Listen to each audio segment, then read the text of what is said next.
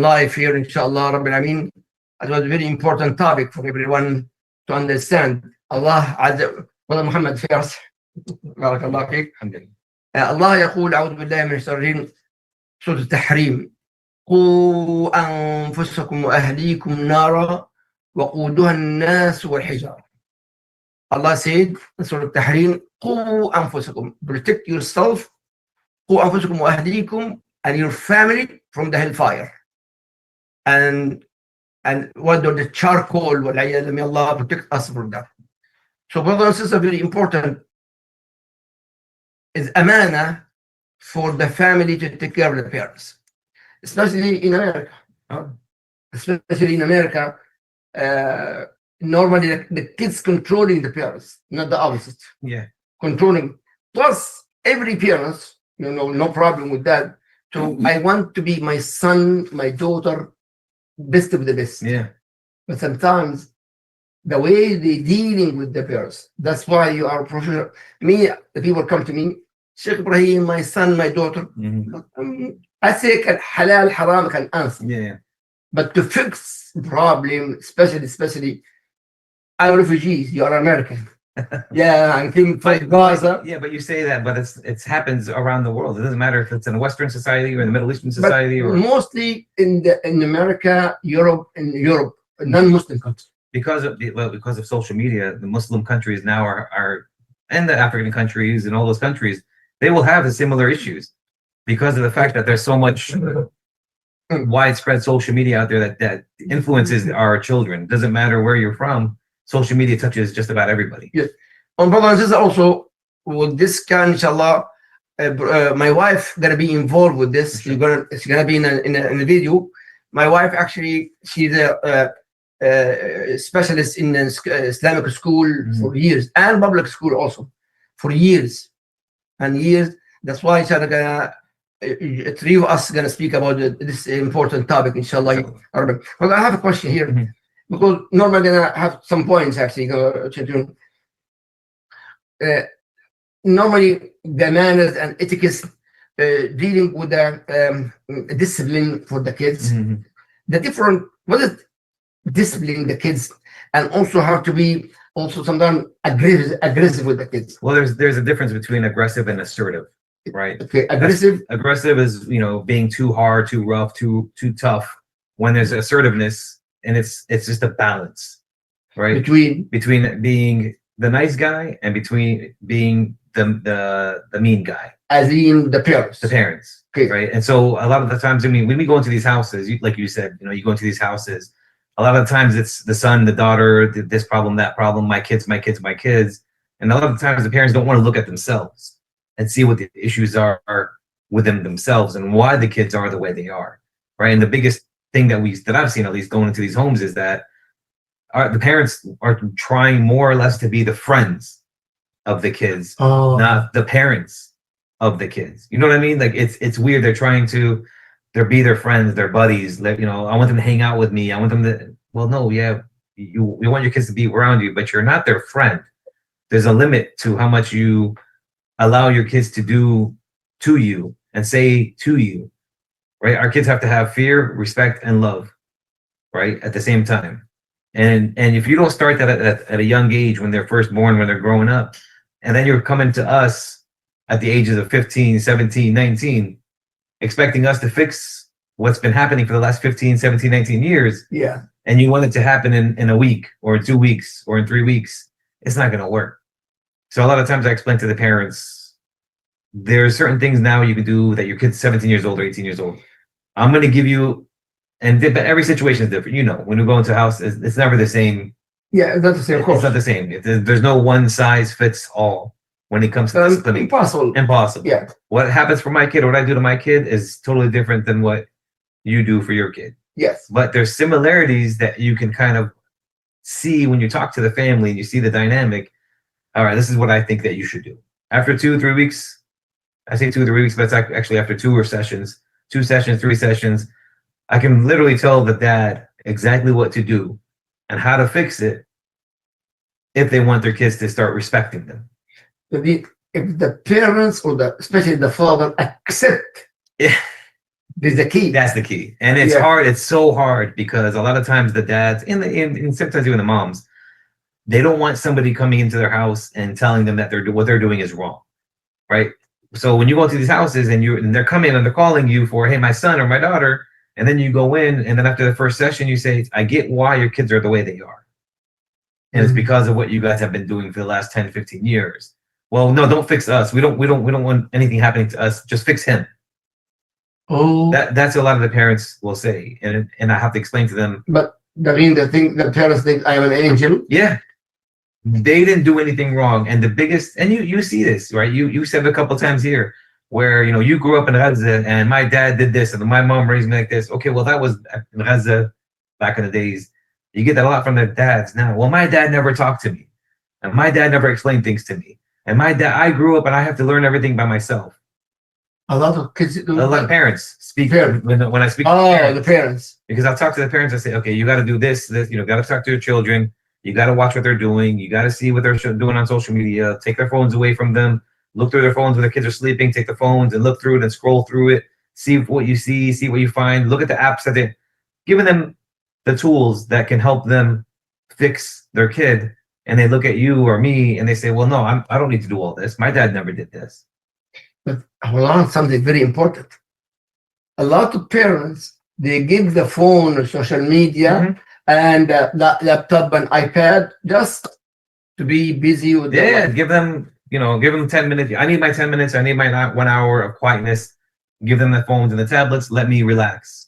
Let me really do my thing. Let me be by myself. And again, and it's hard because we are all tired, right? We live in a society where we have to constantly work, right? We have to constantly pay the bills. We're constantly stressing the mortgage. We're constantly stressing the food. We're constantly stressing.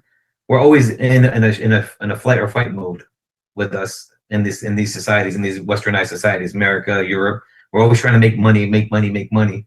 So we're always exhausted by the time we get home. So the other question here, that كيف يمكن أن نوازن cooperate being hesitant to be firm and merciful and passions the way you're dealing with the kids. So so basically how can we strike a balance between firmness and being like super tough, like being hard. And so when you talk about being firm, and a lot of times you'll see it when you're dealing with when you're in the house as a third person, as us sitting down listening. You'll see it where the kid will say, I'm going to go out on my bike. I want to go out ride my bike. And the parents say, no bike. And then after the third time, just take the bike and go. Give up. Just go. Just take the bike and go. And you're watching and I'm listening and I'm seeing this happen when I'm there doing my session. And they don't notice what they just did. And I said, you have to be firm. Why did you give up? Well, he's just annoying. He'll just let him go outside and listen. Yeah, but that's the same thing as me saying, here's a tablet, go take the tablet and go. I see that actually when you see it. Yeah. And it happens because it's such a normal thing that happens in these houses that the parents don't realize what they've done. So when you do that for 3-4 years, the kid knows now, if I whine enough, if I complain enough, I'm going to get whatever I want. This is what you've just taught your child. Yeah, Allah. So years and years and years of doing this, I want a chocolate cake or I want a piece of candy. I want a piece of candy. No candy. No candy. Oh, here, just take the candy and get on my face. Give up fast. Just give up. Are you listening, Annie? Dr. Lynn, you have any comments? I agree. because you again, parents are exhausted. Right? We don't want to have to deal with all the drama at home. We deal with enough drama outside. Now we don't want to deal with the drama inside. So we just let them do. So firm and loose. Yes. So how you collaborate between this one and this one? How to be firm, steady firm, and merciful and nice. Okay, let it go. And it goes. Each situation and each scenario is different, right? You can't say everything is going to be like this. There's a balance that you have to create. That you have to understand a big balance. You don't want your kid eating candy because your kid has bad teeth. then you got to stay firm and say, no, you're not going to have candy. You're not going to have candy. And you say no. And then the kid says, well, I want to have an apple. Okay, cool. I'll cut you up an apple. And here's your apple. Like you have to find the balance of understanding that, okay, there's, being strict, being firm, and being too loose. Actually, so one for all years in America and dealing with this, I say one family from Uzbekistan, a sister, I visit their house and I have candy always in the masjid, even organic candy. I give that. I say, Sheikh, my kids, no sweet. Yeah. No sugar for my kids. Wow. I was not on that. When I give the kids, no. My mom says so and so and so. Yeah. That's nice. But that's discipline. That's discipline. That's a discipline. That's when you taught your kid from day one. Again, from day one, disciplining from day one. So my son now 10 years. 10 years. So now you're trying to fix something that has been happening for 10 years. Okay. So my son 10 years, for example, and I never do this with my son, but I want to teach my son to discipline my kid, but not to be firm. I have to be firm or soft and mercy or what? No. When you're talking about 10, 12, 13 years old, that's when you got to start being more firm, right? Because they remember now, if they're going to public school, if they're going to even Islamic school, it doesn't matter now these days. Yes. It doesn't really matter. But they're now having a lot more interaction with a lot more kids, and they're seeing other kids acting certain ways, right? Talking certain ways, doing certain things. And you have to, like, really at that age, kind of be more firm and steadfast with what you're trying to and how you're trying to discipline your children. We don't do this. We don't do that. We're Muslims. We don't do. Well, and here's my other problem that I have.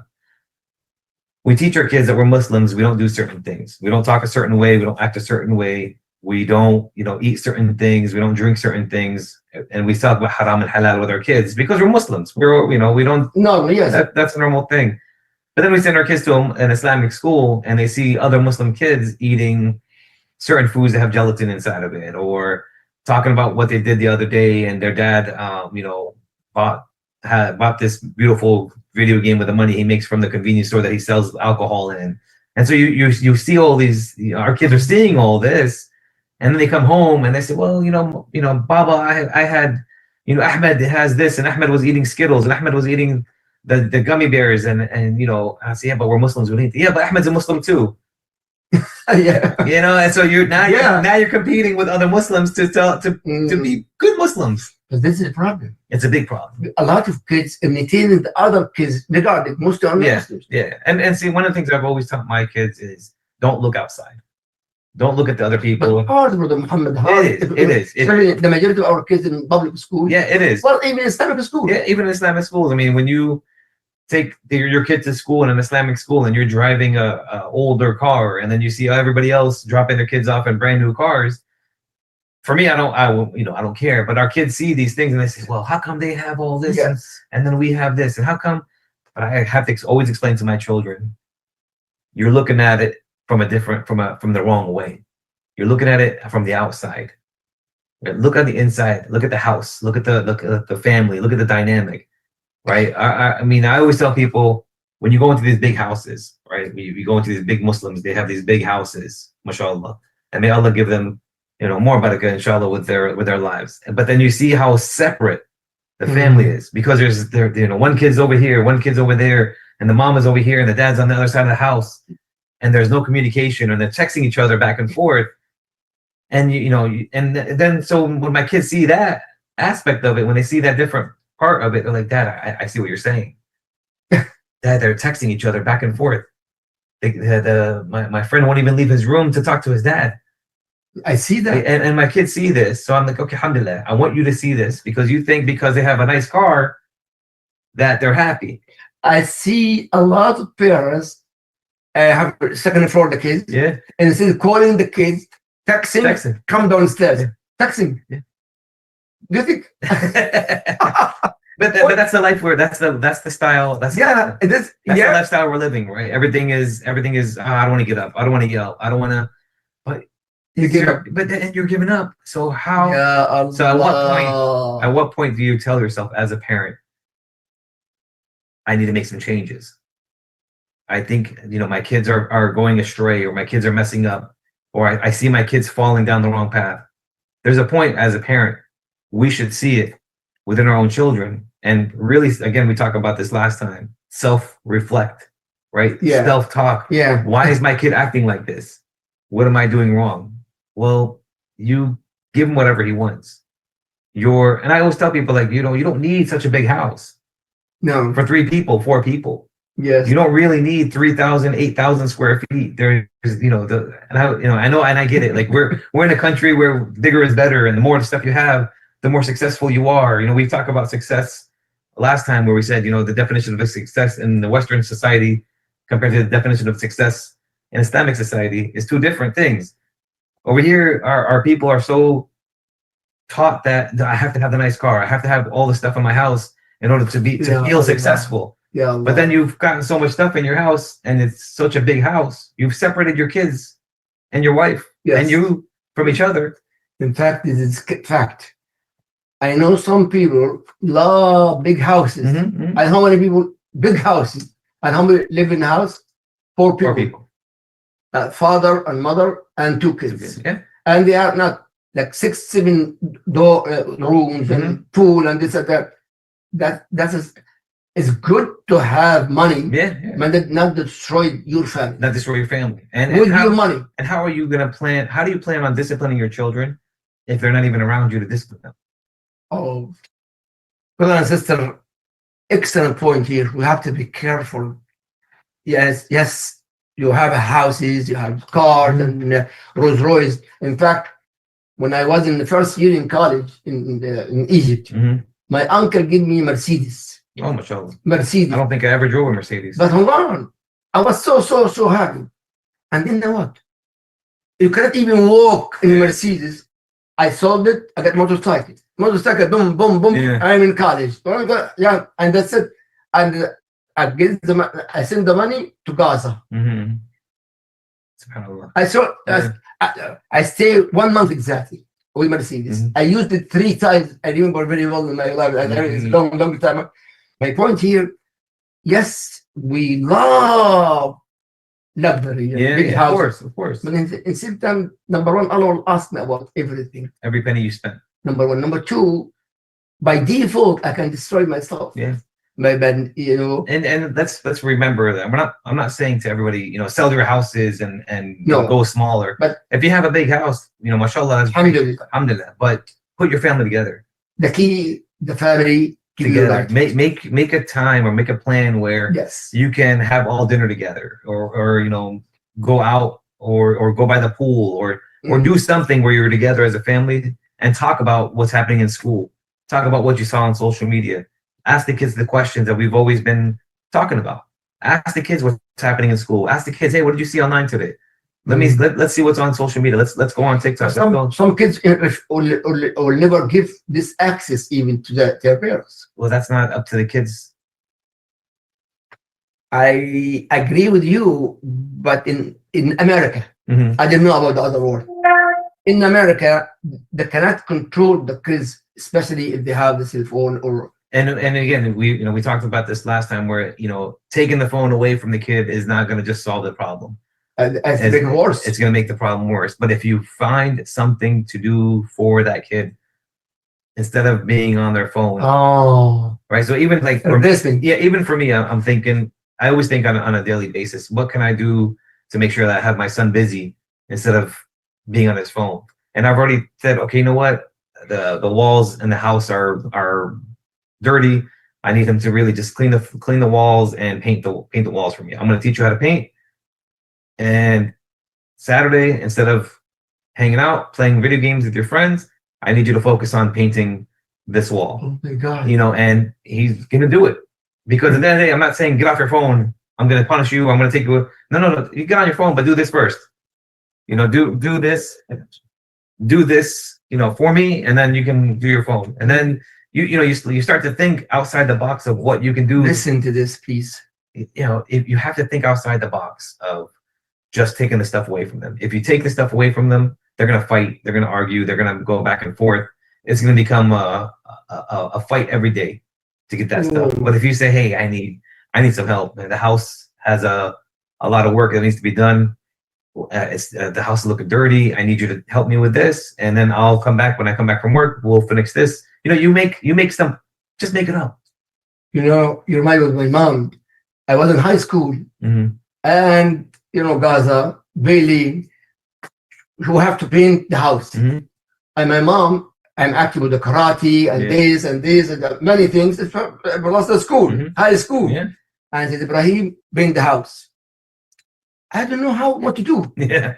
I was plus there is no karate, no soccer or the number of soccer, no soccer, football, no. Do this and we do it. And then you do stuff. Yeah. And the only solution, the good friends, and one of them very professional. May Allah give rahmah. He's a shaheed. They killed him. And then all my friends, we paint the house. But the parents have to be involved with that in my field. And it's a way of talking to your children, right? The way you're speaking, the way you were, when you go to a house, and we've gone to these houses before, and you listen. When we go at the first maybe 20 minutes, the parents are very nice and calm because they want to try to show that it's not them. Yeah. Right. It's always the kids. And so when after 20 minutes or so, you start to see the truth, the way they talk to each other, the way the mom yells, the way the father speaks, you start to see the little things, and you start to just sit there and watch how they're interacting with each other. And then that's when you can, as a professional, we can start to say, okay, now I see what the problem is. You can only fake it to make it for so long, right? That's why we like to go into the homes, because when you go into the homes, they're more comfortable, right? If you take them outside the house and you take them to an office, it's going to be all nicey nice, and they're going to be professional. But if you go into their houses where they're comfortable, they're more easier to become their real selves in front of us. And after the first 20 minutes, 30 minutes, and then you sit there for an hour and a half, and you listen to the conversations, you hear everything, then you can say, okay, I can make an assessment of why your kid isn't listening to you. Now I know why your kid just doesn't have any respect for you. My father actually imitating Prophet Muhammad sallallahu alaihi wasallam. Prophet Muhammad sallallahu alaihi wasallam, and actually my father also same style is here. People come to him like a problem. Couple, men, sometimes women, different. But they scream, both of them. Oh. And my father be calm. And what he say? Oh, you finish? خلصتوا? You finish? Did you finish? 3 times Rasulullah did the same thing. خلصتوا? And my father, when he speaks to them, very, very low voice. Absolutely. For that person to give attention to what my father said. Bismillah ar-Rahman ar-Rahim. And speak. Very short, very gentleman. It's funny you said this, because in our line of work, we have a whole training class called de-escalation. When somebody's yelling, you talk low. That's my father. It's just their natural. And Prophet Muhammad sallallahu alaihi wasallam did the same thing. And so 1400 years ago, they've been doing this until now. Yeah. in our work, we have a training class just how to de-escalate the situation. Number 3 here, Brian, your opinion, to be the parents like a role model, greater than to be treating your kids, treating or disciplining your kids, to be a role model as a parent, better than treating yourself as manners and ethics and teaching and teaching. I mean, our kids are which one is better? You can't have it's not better or worse. It's the same thing. You have to have both at the same time. Be a role model as a parents, father and mother, and then disciplining at the same time. Is actually, in my opinion, is the best way to discipline your kids. Okay, and so you have to think about it like this.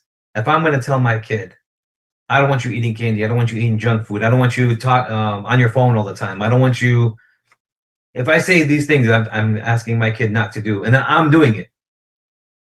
How is that role model behavior? Absolutely, you lost.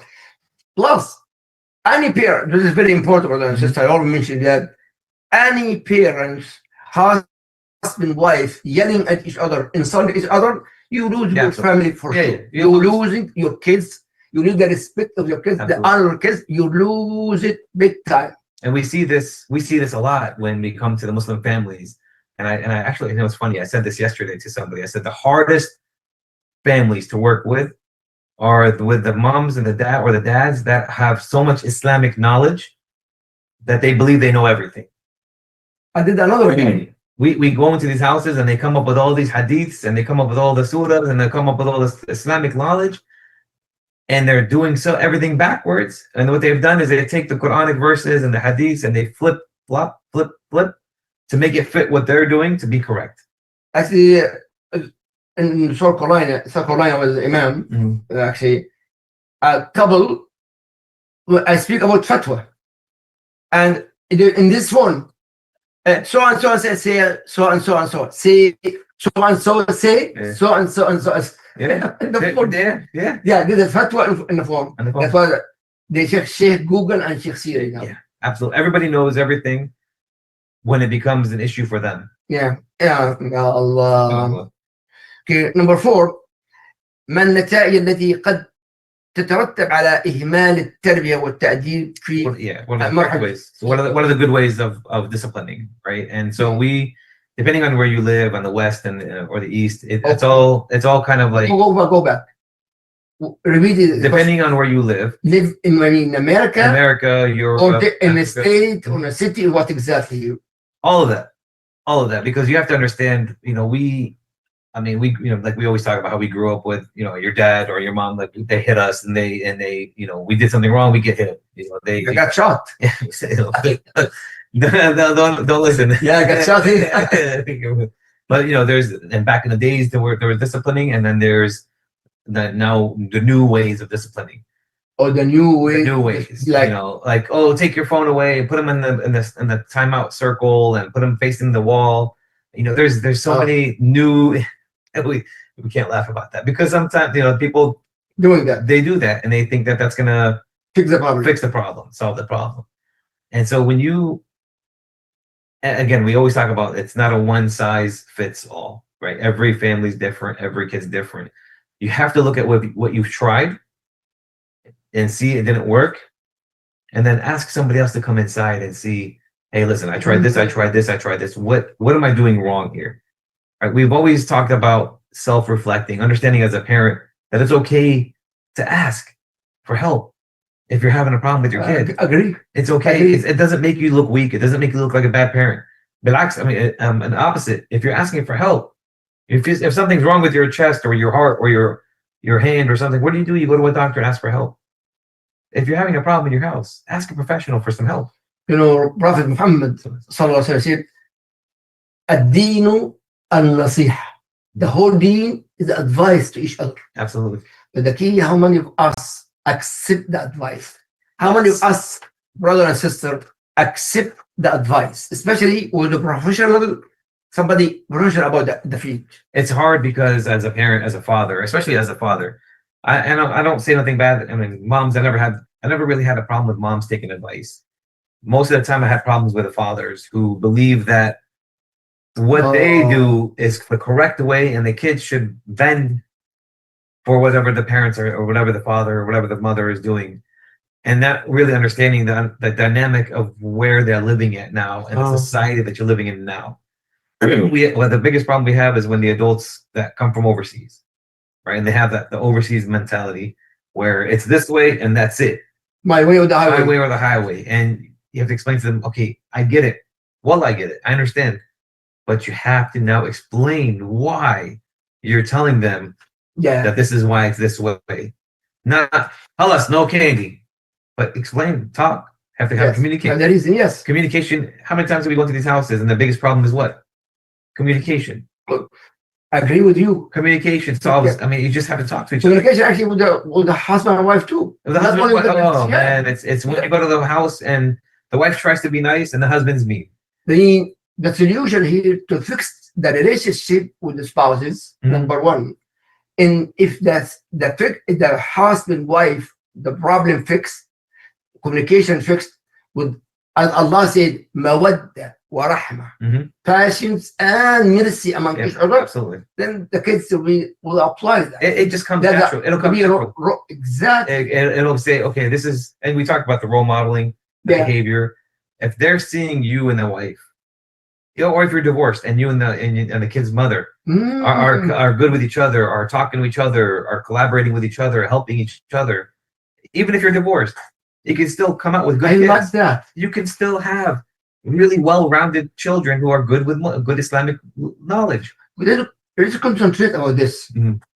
Husband, wife divorced, Yeah, and the kids sometimes with the parents, sometimes with the mom. absolutely. How to fix the, because normally divorce, sometimes hating each other, sometimes problem, Sometimes divorce. that's the majority of the divorces But- we've seen. But here the problem is the kids in the middle. But here's the problem. See, when we're going through divorces, and we've been through a number of divorces, we've seen that happen. When we see husbands and wives going through the divorces, there's so much anger Tension. and tension Yeah. that they forget that the kids are there. Exactly. And they forget that the kids are Yeah. watching, the kids are listening, the kids are hearing everything. The kids, especially when they're young, I hate when I see people are getting divorcing and their kids are so young. The kids are 5, 6 years old, 8 years old. They say, "Oh, my kids are so young; they're not going to remember this when they grow up." No, they will remember. Absolutely agree. They will remember what you said. They'll remember your facial expressions. They'll remember the feelings that they had when you guys were arguing with each other, and when you were talking trash to each other, when you were bad mouthing each other. They're going to remember when the mom takes the kids to her house for the week, and the mom is talking to her mom or her sisters or her friends, and she's talking trash about the kid's parent, the kid's father. Yes. Or when the father takes the kids over the weekend and he's talking trash about the mother. They remember these things, Yeah, and then yeah. the kids end up having to pick a side. That's very sad, Brother Muhammad. It's very, very, very sad. sad. We can do a whole lesson just on the divorced people. Yeah. And with Okay. kids. Number 5 here. What is the good الطرق الصحيحة والعلمية لتأديب أبنائهم بعيدا عن العنف. How the way So the best way to discipline your kids without without hitting. Yeah. violence and Yeah. aggressive and be tough Mhm. with them, because I want my son to be a saint. Yeah, of course. We all There is no way. there's no way.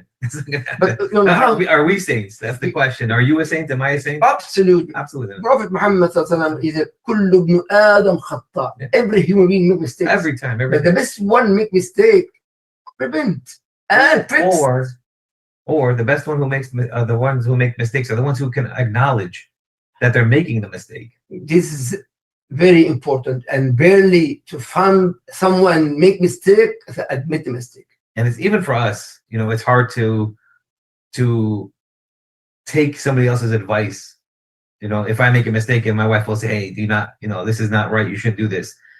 It hurts, Yes. right? But then you catch yourself and say, "You know what? She's probably right. I shouldn't be doing this." Yeah. And then you catch it and you fix it and you move on. The key, you have to admit the mistake. That's the problem. That's the biggest problem we have, is admitting a mistake and understanding that you can yell at your kids, you can hit your kids, you can punish them all you want. But if you're not explaining things to them, and if you're not mimicking what you want them to do, what do you expect that's going to happen? Losing the kids. You're going to lose the kids. They're going to be confused. Well, dad said don't eat candy because it's bad for me, but then he's eating candy. Dad said no smoking, but dad's smoking. Dad said, I shouldn't do anything haram, but he's having a convenience store and selling alcohol. In fact, this guy with the parents, my wife, she did with me. Mhm. For example, I know if I eat an apple, I have like 10 insulin. Mm. If I drink candy, Yeah. but she always, when I do something like this, she get angry out of love. Of course. Yeah. Of course. Ibrahim, I'm gonna do this Yeah. for you. You're gonna die. Well, look, yeah. But he's right. Yeah. I'm supposed to listen. Yeah. So it's not the problem, brother, to accept the fact. Or even tell your kids, listen, I'm telling you these things because I love you. Right? Yeah. It doesn't, I know, Yes. as Muslims, as men, we don't like to say that word, or we don't like to express feelings. But it's okay to tell your kids, hey man, listen, I'm only telling this because I want you to succeed in life. Yeah, I love that. But the key with a nice, moderate Yes, way. absolutely. I have any comment, Dr. Lynn? She's like, you're saying everything that she would say. Now, in number 6, brother, in the center of the technology and form, Mm. and how to protect our kids really. We spoke about it last time. Yeah. But really, I see that now even babies, Mhm. 5 years and less, they have iPad. I think I was at one of the Middle Eastern places getting bread or something, and I saw the little kids coming in with their moms with their iPads, Yes. and the kid, this was like 2 weeks ago or something. Yeah, I see that a lot. And I said, the kids maybe 5, 6 years old behind the mom's holding the door open for the kids to walk while they're on their tablets. And come on, man. In fact, I have a fair for the school fair. I see a lot of kids, babies, not even in that school. Everyone, all the kids, no exception. Yeah. Kids, babies, Yeah. 5 years. But really, brother, this is the era of technology. It is. And you know what? We have to really understand the power of what's happening with the types of games that our kids are playing, with the stuff that they're seeing on their tablets. And we think, brother, speak in more details for everybody watching us right now. It's very serious. Yeah, it's a very serious thing because we assume that it's just a game. My kids are just playing the games. Oh, and but we don't know what kind of game. But you don't know, because it's colorful or because the sounds are coming out of the game. Maybe they're funny sounds, or maybe you're not really looking at the game that our kids are playing. Our kids go into these games that are created by people that don't have any sense of God, okay, or no sense of decency, or no sense of, they just want people to play, right? What's addicting, right? What can I do to make the kids stay on my game longer? Because the longer that those kids stay on my games, the more money I get paid from whatever site I'm getting my money from, right? So if they download Roblox and they play Roblox all the day. In fact, I was coming from Nevada Mm-hmm. to Florida. It takes like 3, 4 hours Mm-hmm. drive. 2 kids, I am here, and a mom, Mm-hmm. and 2 kids, babies, with big iPad. Yeah. And imagine that 4 or 5 hours of flying, Mm-hmm. and the kids The whole time, yeah. Plus, in the end, one of them Yeah. screaming so much, and the system, what happened to the kid? And he watching game. He got it crazy. Yeah. So we have to protect our kids, baby, brother and sister. Really, we have to be careful, brother Muhammad Ziedeh here for that. We have to keep our kids in the right side. That iPad is a ni'mah and niqmah. Yeah. That mercy and disaster. It is. And if you don't really understand or see what your kids are doing on these things, and you're not paying attention to what your kids are doing on these things, you're giving them really just a window to anybody to come and speak, and anybody to come and influence your children. Yes. Right. And we've grown up here in America and in the countries. We've always said, our parents always said, don't talk to strangers. Don't talk to strangers. That was the big thing back then. Stranger danger, Yeah. right? And now we give them these tablets and these phones where the whole world is in your hand, and you can talk to anybody you want to. And I did this thing the other day where I was explaining to the teachers and the parents and the kids about the games and how they're free, but they're not really free because you have to have advertisements, right? Oh yeah, you're right. Does it free, these games? So the games that they're playing, a lot of the games that they're playing are free games, but in order to do certain things, you have to watch some type of advertising, right? So they have like a commercial while you're playing the game, and it's amazing because the parents don't notice that the commercials that come on some of these games are bad. In fact, I see a lot of not games. Sometimes I watch the Jazeera channel. Mhm. Making because I'm living in Florida, advertising for the TV. Mhm. Only I watching because of what's going on in Gaza. Yeah. I see men and Yeah, I don't know. I know. You understand? Yeah, And I explain. But we live in Florida. You get advertisements for Miami. You get advertisements for the beach. What I mean, if you are a man marry another man, what do you want to take? Yeah. A woman to marry another one. Yeah. I think we're the only country that has such big commercials for prescription drugs. Yes, I see that. Yeah. Oh, sorry, the masjid time. So when you look at that, when you see that, and how the parents, and I try to explain to the parents, watch Give your kids like an hour where you're just watching them, monitoring them while they're playing the We game. should do that. And and I tell them, just see what they're doing. Watch what they're doing for 1 hour. Watch, because if they want to play this game and they want to, spend an extra 20 minutes playing, they have to watch an ad. And watch what the ad is that your kid is going to see. It's a 30-second clip, 30 seconds, but in those 30 seconds, those kids are seeing something that, as a parent, I don't want my kids to see. I wouldn't want my kids to see what pill that guy has to take in order to stay with that guy. I mean, number 7, what you just talking about how to make it like watching our kids, especially now, a lot of kids, actually, when I was in South Carolina, the majority of parents, Sheikh Ibrahim, my kids can't pray, not praying. How to encourage, even here, I'm teaching now online. Sheikh Ibrahim, tell my kids to pray. I said, you want to teach your kids online and also? Well, discipline they want you to discipline their kids. To learn how to pray. Wallahi, yes. Yeah.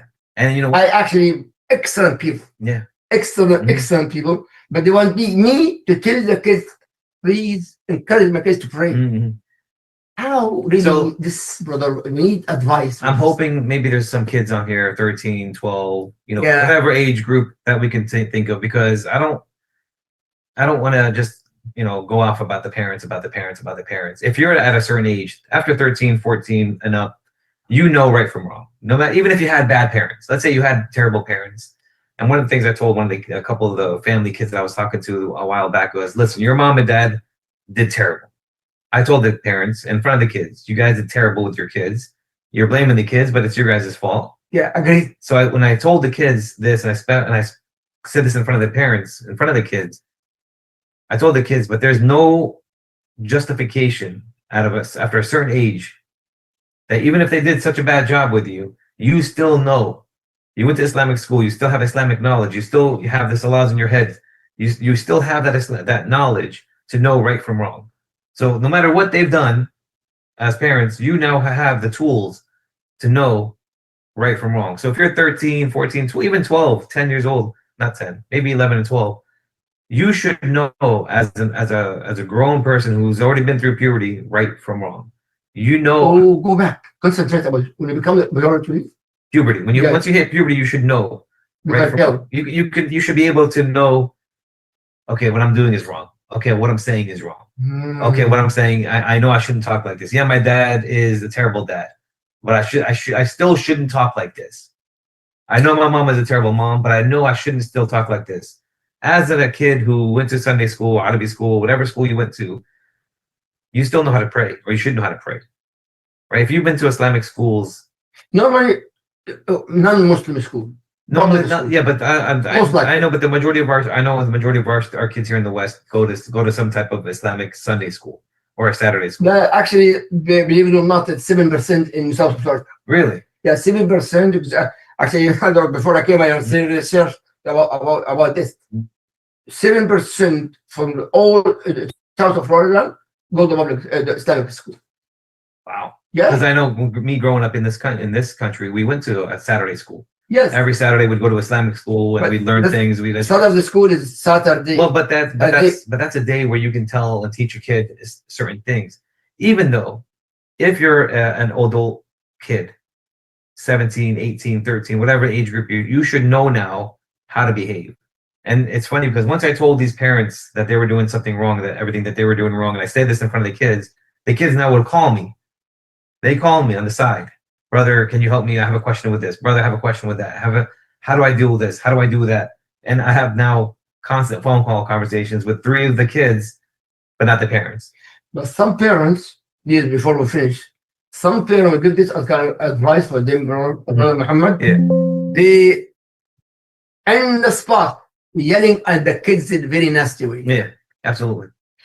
And that's not going to work. How is that going to work? Actually, tell me what the result is. Yelling, especially somebody give advice. So that's the result of that. When your opinion. Yeah, when you're constantly yelling at your kids, it's just constantly yelling, the kids are just going to act like this. It's normal. I agree. Right? So I'll give you an example. Even for myself, if I get loud, they know I'm mad because I don't get loud. When I'm talking calm all the time. I'm always making a joke, or we're always in a calm demeanor.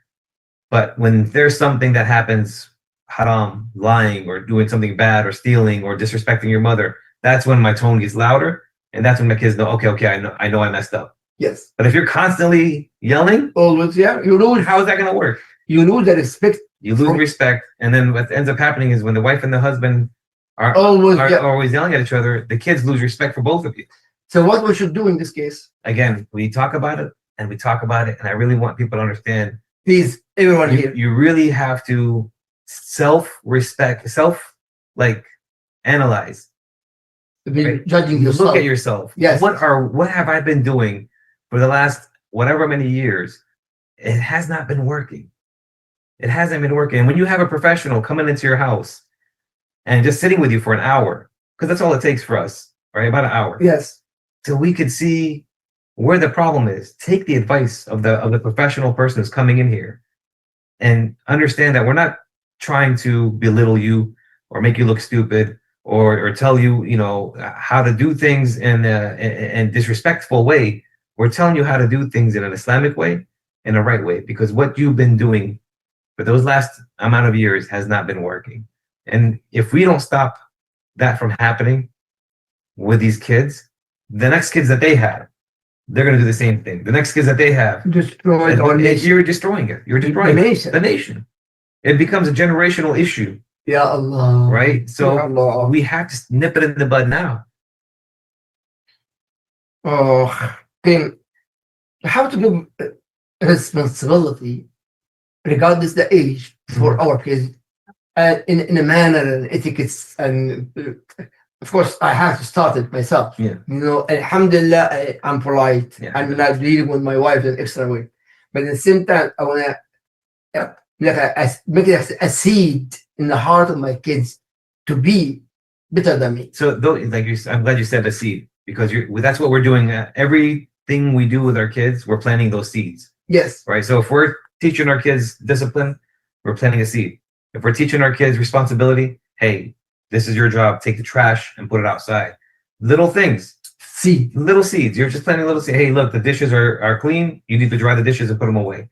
Little things. You're teaching them little things here and there, sprinkling seeds to these kids. If you do these little things little by little as they're growing up, right when they grow up 7, 8, 9 years old, you teach them little responsibilities.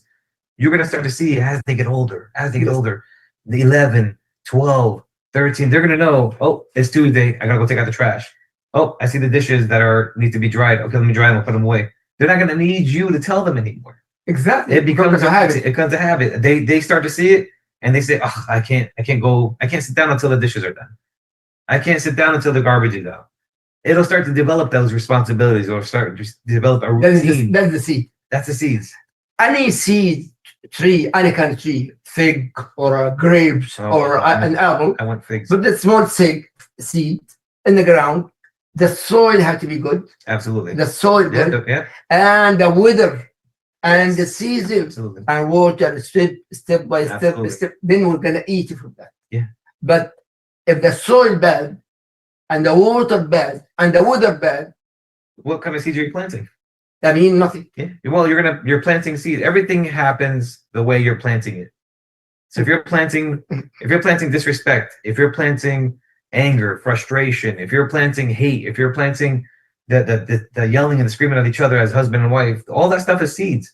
Yes. The same seeds. You're planting those seeds and you're watering it to become an angry kid, a drug addict kid, or a scumbag kid, or some kid that's going to go out stealing or robbing. You're developing that kind of kid with that kind of environment, right? We are a product of the environment that we live in. How many times have you seen or went to a house where the teachers are the most religious of the scholars, mashallah, and the kids are the opposite? Yes. Right. I've seen this. I've dealt with it where mashallah, the parents are hafizes and scholars and mashallah, and then they don't know why their kids are so far away from the deen. And I know huffaz, muraz the Quran, but not praying. We'll concentrate to muraz the Quran, but you can't even pray 5 times. And so how do you expect your kid to grow up and then you come and you call us when your kid's 15, 16 years old? He's not going, he's smoking weed, he's doing drugs, and he's or he's not going to school, or he's, or he's going out with all his friends and he's constantly out there drinking and partying. But so I have to fix myself, the relationship with the kids. But you have to admit that that you're the problem. This is the key. I did my mistake. And we don't, us guys, especially men, like I always go back to us men, because we're always the ones that are so afraid to admit that we did something wrong. We're so afraid to admit that I didn't raise my kid properly, that this is my fault. We're so quick to blame the mom when something goes bad. The men, yes. Well, I mean, listen, I joke sometimes too. If my kid gets a B or a C, I'm like, oh, that's like his mother. If he gets an A, oh, it's me. He takes after his father. We joke around like this, but I see it. Oh, he's just like his mother when he goes out and spends all night spending all the money. Just like his mom. Come on, man. Like that's not how you're gonna get anywhere with your kids. That's why I'm making tafsir Quran every Saturday. Mm-hmm. Imagine 3.5 pages in Surah Al-Baqarah. 3.5. Imagine 3.5 pages in one surah. It's speaking about husband, wife, and kids. Husband, wife. But how many of us listen to the Quran, understand the Quran? Yeah.